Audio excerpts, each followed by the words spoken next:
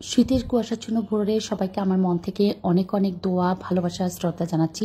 সকালে ঘুম থেকে উঠে নাস্তাটা করার পর হচ্ছে ব্রয়লার মুরগি এনে নিলাম 2টা রান্না করার জন্য। মুরগি কেনার সময় লাউ শাক কিনলাম, লাউ শাক কিনে এনে বাসায় দেখলাম যে চিংড়ি মাছ নাই। এখন কি করতেছি তা একটু করে শেয়ার করছি, কুচি কুচি করে নিচ্ছি, তারপরে দেখাচ্ছি কি করব।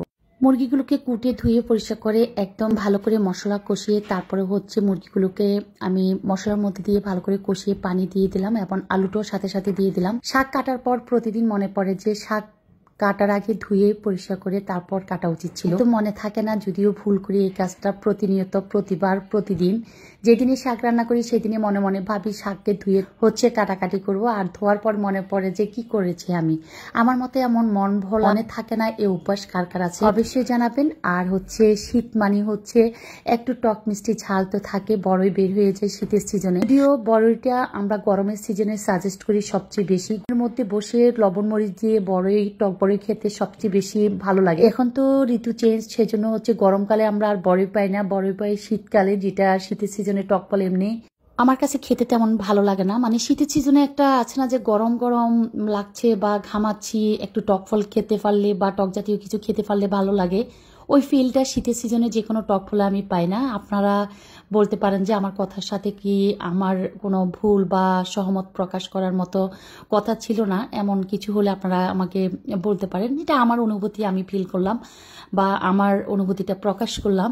তো এদিকে যে মাংসগুলো আমি বসিয়েছিলাম ওগুলাকে তেল দিয়ে মশলা কষিয়ে বসিয়েছিলাম, বাট আবার একটু বেরেস্তা ভাজি করে দিলাম। আর শাকটাকে আলু দিয়ে, বোম্বাই মরিচ কুচি দিয়ে, রসুন কুচি দিয়ে, পেঁয়াজ কুচি করে দিয়ে তারপর লাউ শাকটাকে ভেজে নিলাম।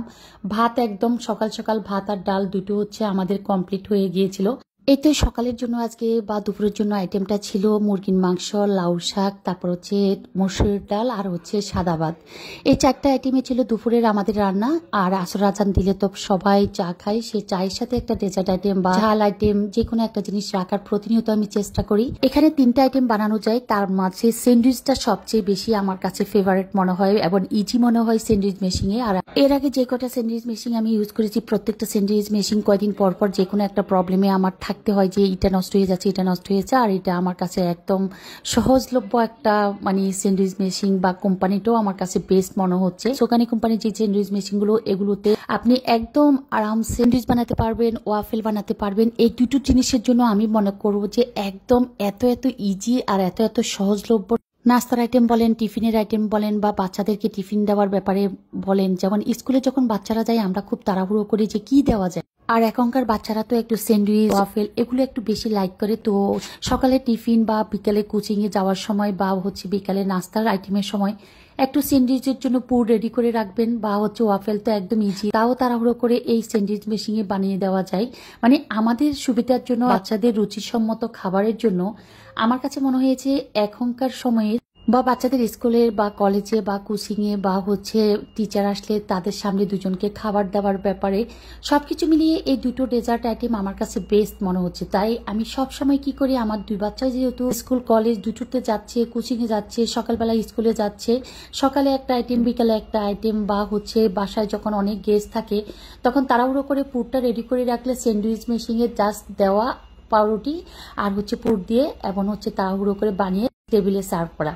এই তো সকালবেলা যেহেতু বললাম ব্রয়লার মুরগি এনেছিলাম, তো সেখান থেকে আমি বুকের সাইডের 4টা মাংস রেখে দিয়ে ওগুলাকে একটু আদা, রসুন, তারপরে জিরে গুঁড়ি, একটু তেল, সবকিছু দিয়ে মশলা, একটু লবণ দিয়ে তারপর আমি সিদ্ধ করে এখানে গাজর আর শসা আর বিভিন্ন উপকরণ দিয়ে স্যান্ডউইচের জন্য পুরটা রেডি করে নিলাম। আর যারা স্যান্ডউইচ বানানোর জন্য পুর কিভাবে বানাবেন এটা নিয়ে টেনশন করেন, তারা ইউটিউবে সার্চ দিয়েও কিন্তু একদম শর্টকাট ভাবে বানানোর পদ্ধতিটা জেনে নিতে পারেন।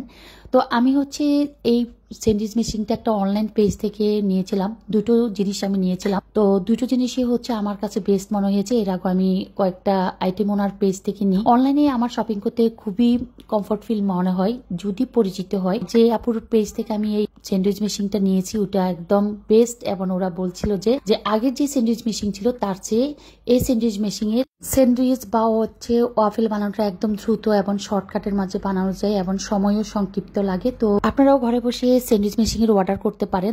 স্যান্ডউইচ বানানোর জন্য, ওয়াফেল বানানোর জন্য একদম বেস্ট বলবো আমি এটা। তো আমি লিঙ্কটা আমি দিয়ে দিব আমার ভিডিওর ক্যাপশনের নিচে ওনার পেজের, আপনারা যোগাযোগ করে ওনার থেকে যদি প্রয়োজন মনে করেন তাহলে অবশ্যই আপুর সাথে নক করে কথা বলে আপনারা ডিটেল জেনে ওনার থেকে এই স্যান্ডউইচ মেশিনটা নিতে পারেন। আরও বিভিন্ন রকমের কিমা মেশিনও আছে। তো আজকে সবকিছু মিলে এখানে ব্লগটা শেষ করে দিলাম। ভালো থাকবেন, আল্লাহ হাফেজ।